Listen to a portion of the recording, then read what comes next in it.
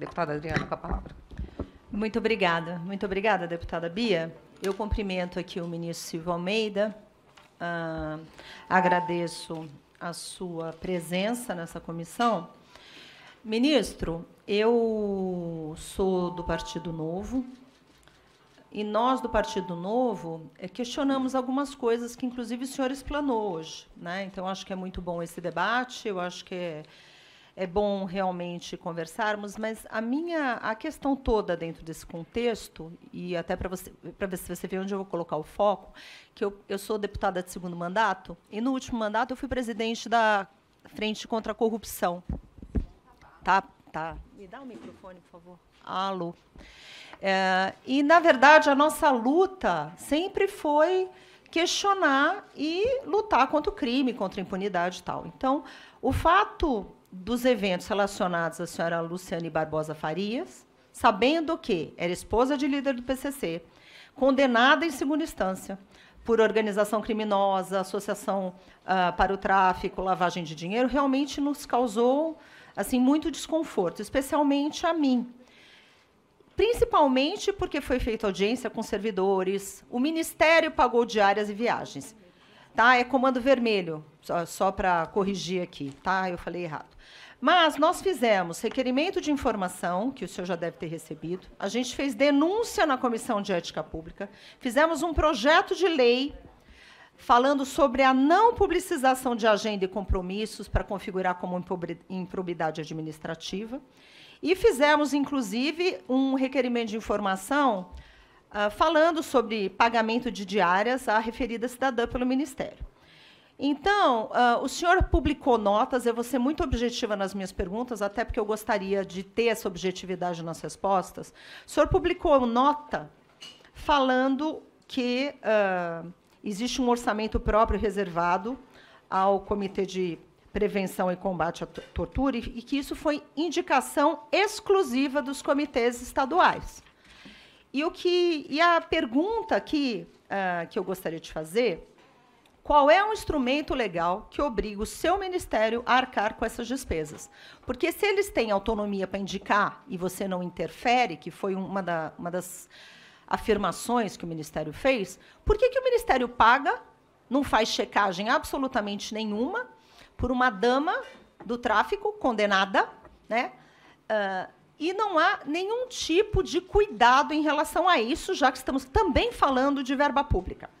Segundo, minha segunda pergunta, senhor ministro, minha segunda pergunta é assim: se o Ministério faz bom uso desses recursos, que a gente sabe que são escassos, financiando deslocamento, custeio de representante regional, eu queria entender qual que é o fluxo interno do Ministério para aprovação de passagens e diárias, sem nenhuma checagem, sem nenhum filtro. Eu queria saber se existe algum tipo de verificação, algum tipo de fiscalização. E na nota, terceira pergunta, a pasta deu a entender que as indicações dos comitês de prevenção e combate à tortura não podem ser questionados pelo órgão central. Então, a gente vê uma questão de descentralização que eu acho até interessante. Mas, tendo em vista a rubrica orçamentária própria, que denota a autonomia administrativa, por que foi o Ministério que pagou? Essa parte eu também não entendi, gostaria de um esclarecimento. E a outra pergunta que eu também gostaria de fazer é em relação à agenda. Teve o episódio da agenda, inclusive, que meu colega de bancada, o deputado Marcel Van Hatten, questionou, é que, de acordo com o decreto que existe, decreto 10.889, existe um prazo para registro de agenda, e a sua agenda, num período de 6, 7 dias, foram colocados 153 registros em atraso. Então, eu realmente gostaria que o senhor esclarecesse essa agenda, o porquê do atraso e por que 150 registros foram colocados fora de prazo, contrariando o decreto, contrariando, inclusive, uma norma, alguns, inclusive, com quase 290 dias de atraso. Então, 7 dias arrumou a agenda. Essas são minhas perguntas e eu agradeço as respostas. Muito obrigada. Em primeiro lugar, boa tarde, deputada. Muito obrigado pela sua questão, Vou fazer um agradecimento aqui que eu acho que nem deveria ser feito, mas é porque eu acho que seria um pressuposto, né, das nossas relações. Quero agradecer a sua urbanidade, a sua educação, a sua forma de tratamento, que eu acho que esse é o tipo de tratamento que se deve ter entre autoridades públicas. Então, muito obrigado. Agora vamos aos seus esclarecimentos. O primeiro esclarecimento que eu quero colocar, a senhora me pergunta sobre... a senhora me perguntou sobre a questão das passagens. Olha só. Existe um decreto, que é um decreto 6.085, de 2007. Existe uma lei também, que é a lei número 12.847, de 2013, além de outros decretos, que falam sobre essa autonomia a que me referi do sistema de combate à tortura. O que significa essa autonomia? Essa autonomia significa que o Comitê Nacional, assim como o Sistema Nacional, eles têm que funcionar sem que haja interferência do ministro de Estado no seu funcionamento, para que não haja justamente qualquer tipo de bloqueio, qualquer tipo de barreira no que tange às atividades que são as atividades próprias desses comitês. Para a senhora ter uma ideia, o Mecanismo Nacional de Prevenção e Combate à Tortura é responsável pela inspeção do sistema prisional, produzindo uma série de relatórios falando sobre práticas de tortura e de maus-tratos que podem, inclusive, terminar com a responsabilização de autoridades públicas responsáveis por esses estabelecimentos prisionais.